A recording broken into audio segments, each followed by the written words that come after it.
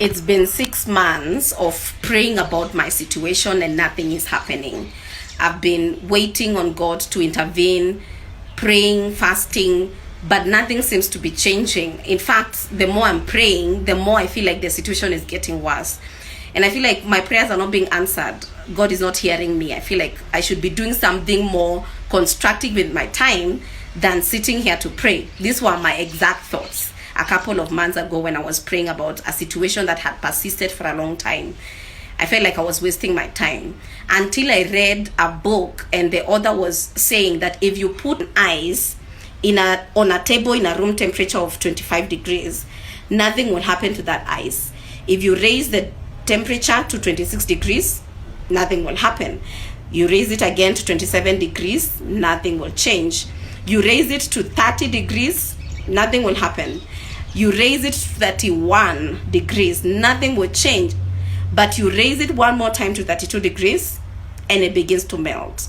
And one would wonder what happened. We just raised one more degree. What happened that made the ice melt all of a sudden? No, it didn't happen all of a sudden. Yeah, because there's something called latent heat.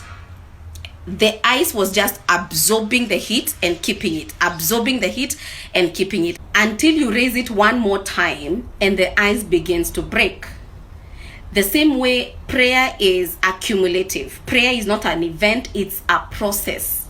So the more you're willing to stay, the more you're willing to keep coming to the place of prayer, the more you're absorbing heat. Something is happening on the inside. The more your spirit man is being renewed, the more your spirit man is being refreshed, the more God is working on you on the inside. And one day, what is happening on the inside will break out on the outside. I also want to ask you another question. Do you know the value of one word from God? You have been praying for a long time. You have, maybe said 1,000 words in prayer, or 100,000 words in prayer. But one word from God, if you're willing to wait for one word from God, do you know what that one word can do in your entire life?